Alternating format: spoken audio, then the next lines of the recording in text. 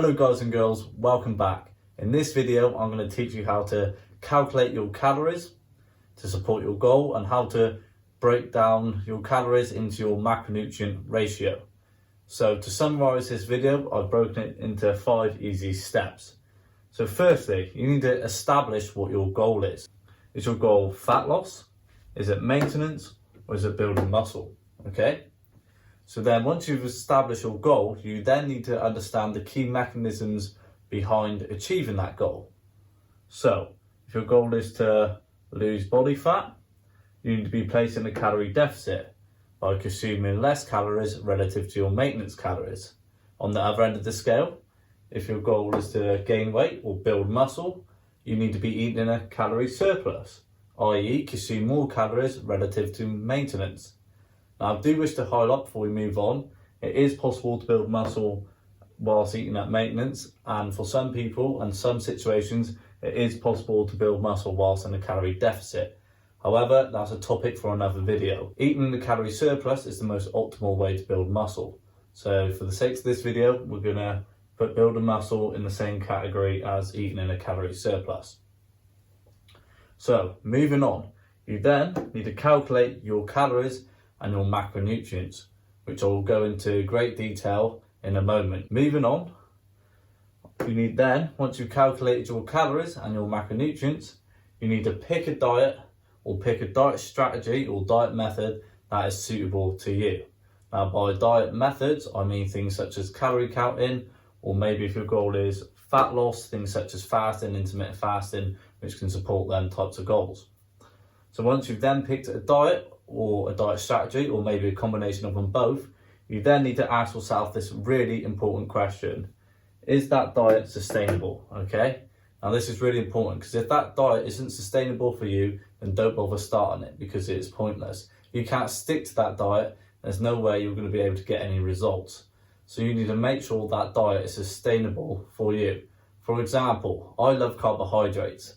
So for me to go on a ketogenic diet or a low carb diet would be inevitably set myself up for failure. So that diet wouldn't be sustainable for me personally. So instead, I choose a diet that I enjoy and that I like, therefore I can stick to it. Which leads me on to the 5th point. You need to be consistent. So once you have chosen your diet, you just need to be consistent. Don't keep trying to change, going through different types of diets and diet methods. Just stick to one thing you like and just be consistent. So consistency is the key principle which will determine your rate of success. Okay, so let's jump over and let's learn how to calculate your calories and your macronutrient ratio. Okay, moving on. Let's calculate your calories and your macronutrient ratio, okay? So we've already been through establishing your goal, so I presume you've done that. So the next stage would be to work out your total daily energy expenditure, which is basically your maintenance calories, okay? So your total daily energy expenditure is the amount of calories or the total amount of calories you burn each day. So to do this, I need you to jump over to your phone or your computer and open up Google. From there, you need to type in the Harris-Benedict calculator or Harris-Benedict formula.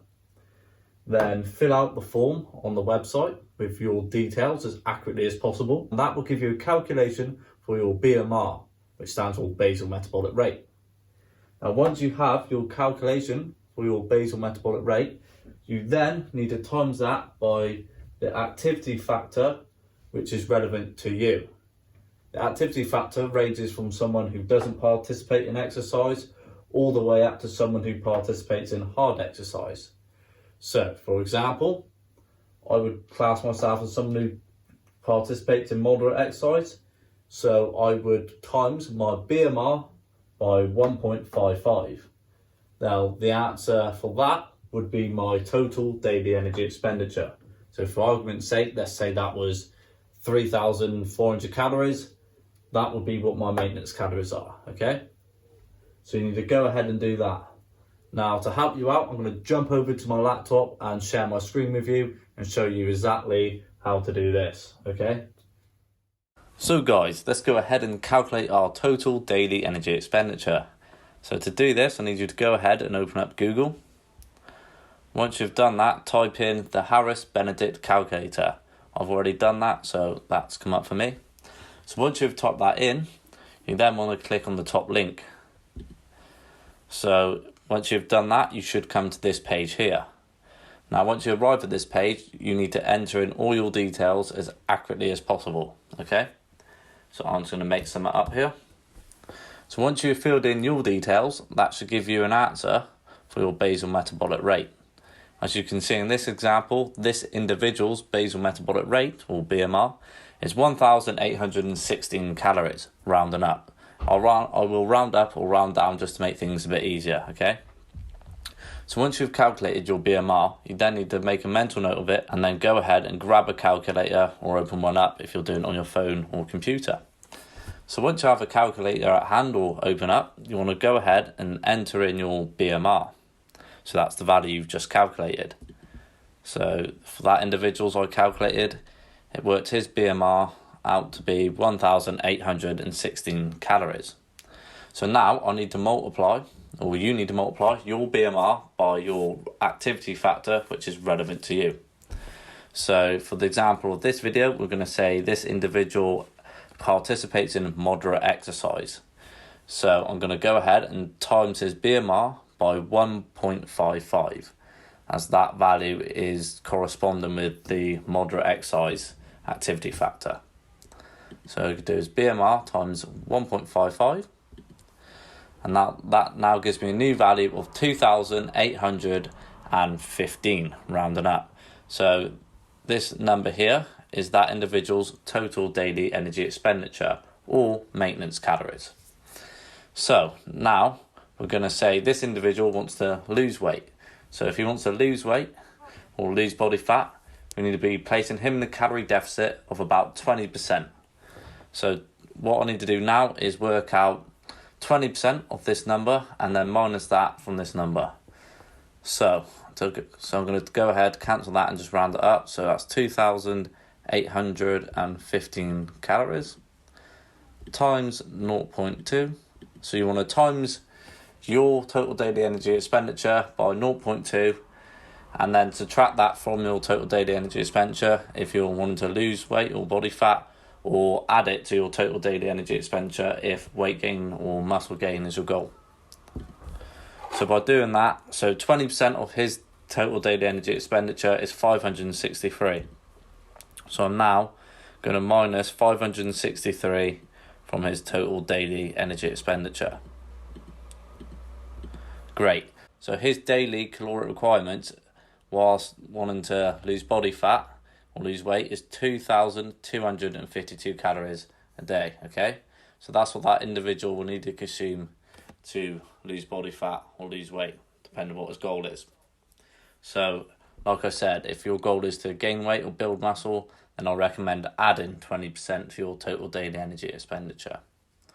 Okay, great. So that's all there is to it. So as you continue to watch the video, I will explain and break down how you calculate your macronutrient ratio based on your new caloric requirements. So once you have done that, you should now have a new number, a new value, okay? That value will be the total amount of calories you need to consume each day to achieve that goal. Now, before we do move on, I do want to say that these online calculators aren't exactly the most accurate. They are very generic. So do take the value that you get with a pinch of salt. Now, the best approach to this would be to just examine or observe your body weight and your body composition over the duration of the next few weeks, okay? So it goes without saying, if your goal is weight loss, if you've picked this value and you've stuck to it consistently for a few weeks and you've just maintained weight, then by definition, you're not on a calorie deficit, so you would know to reduce your calories by 400 to 500 maybe. However, on the other end of the spectrum, you may want to gain weight or build muscle. If you step on the scale or you notice your body composition hasn't changed much at all after a few weeks of following your new daily caloric requirements strictly, then it's an indication that you're obviously not in a calorie surplus. So if that's the case, then just increase your calories gradually by 300 to 500 and then go from there. With all that being said, once you've got your final value to support your goal, you then need to calculate your macronutrients, or for short, macros. For those of you who don't know, you have macronutrients and you have micronutrients. Macronutrients is made up from proteins, fats and carbohydrates, and micronutrients are referring to vitamins and minerals often found in vegetables and fruits, okay? So macronutrients are the foods we need in bigger quantities to provide our body with energy, okay? So beginning with protein. Protein is very important when wanting to maintain muscle or build muscle.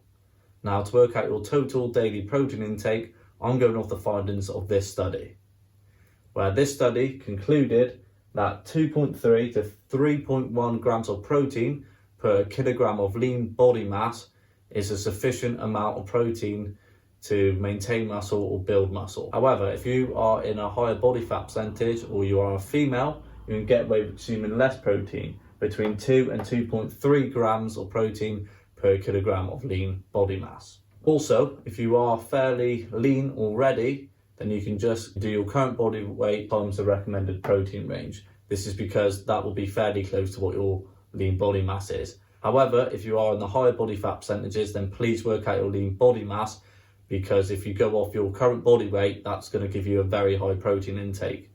There's online calculators to work out your lean body mass, so go ahead and do that if you are in the higher body fat percentages. So anyway, once you've worked out your body weight or lean body mass, you then need to times that by a value in here. Now, if you already are quite lean or you're dieting for weight loss and you want to try and preserve as much muscle mass as possible, then I would highly recommend you go on the higher end of the scale of the protein intake. So maybe times your body weight or lean body mass by 2.8 grams or greater, okay? So moving on to fat. Fat should make up between 15 and 20% of your total daily calories. So if you enjoy carbohydrates, then I would go with a lower fat intake. However, if you operate better off a higher fat intake, then go on the higher end of the spectrum, okay? So fat should just be between 15 and 20% of your total daily calories. Next, moving on to carbs. This way it gets a little bit more confusing. You firstly need to calculate your protein. Then you need to times that by 4. Now you may ask why. Because 1 gram of protein has 4 calories in it, okay? So you need to times your protein intake by 4 to figure out the total amount of calories you need from protein every day. Next, you then need to calculate your fat, which you have already done. So once you've calculated the amount of calories you need from fat, you then need to add total amount of calories from protein to your total amount of calories from fat. That will then give you an answer, which you then need to subtract from your total amount of calories, okay? So just to make that clear, you add the total amount of calories from your protein to the total amount of calories of your fat. That answer you then subtract from your total daily amount of calories, okay? So once you've done that, you then divide that value by 4. Why? Because 1 gram of carbs has about 4 calories in it, okay? So by dividing that value by 4, that will give you the amount of carbohydrates you need each day. So that will give you the amount of grams of carbohydrates you need each day. To put that in a more practical sense, here is an example. We're going to use a 75 kilogram male who's at 10% body fat. Now we're going to say this male wants to go on a cut, so he wants to lose body fat while trying to maintain as much muscle mass as possible, okay? So by doing this, I've calculated he would need 2,250 calories a day to be in a sufficient calorie deficit. Let's now work out his macronutrients. So I've already worked out his calories, what he needs to be in a calorie deficit, so it's time to work out what his macronutrient split will be, okay? So firstly, let's start with protein. So as he's a fairly lean individual, sitting at 10% body fat, I'm going to just use his body weight instead of his lean body mass. So in this case, we're going to go with 75 kilograms or 75 times 2.8, okay? So as you notice, I've gone on the higher end of the spectrum of the protein requirement, and that's just because this individual's already lean, he's going in a cut, and he wants to try and maintain as much muscle mass as possible. So to do that, he needs to have a high protein intake. So we're going to go his body weight times 2.8, which equals 210. Okay, so that's 210 grams that individual needs to have daily. Okay, so his daily protein intake is 210 grams. So next, in brackets, I put 210 times 4, okay, which equals 840. So he needs 840 calories a day from protein, okay? Moving on, fat. We'll go with 20% in this example. So 20% of 2,250, so 20% of his total daily amount of calories equals 450 calories. I'm now going to divide that by 9 because 1 gram of fat has about 9 calories in it. So 450 divided by 9 equals 50. So this individual needs to consume 50 grams of fat every day. Moving on to carbohydrates. So we've already calculated our protein and we've calculated our fat, okay? So we now know how many calories we need from protein and how many calories we need from fat. So we add the sum total of total amount of calories from protein to total amount of calories from fat. That then gives us an answer of 1,290. So this individual would need 1,290 calories from protein and fat. So we then need to take away this value from his daily total amount of calories. So by doing that, we do 2,250 minus 1,290, and that equals 960 calories. So that 960 calories is the amount of calories he needs from carbohydrates. So to work this out in grams, we simply do 960 divided by 4, because 1 gram of carbohydrates has about 4 calories in it. So 960 calories, or 960 divided by 4, equals 240. So that individual would need to consume 240 grams of carbohydrates a day. So just to summarize this, he would need to consume 210 grams of protein, 50 grams of fat, and 240 grams of carbohydrates, okay?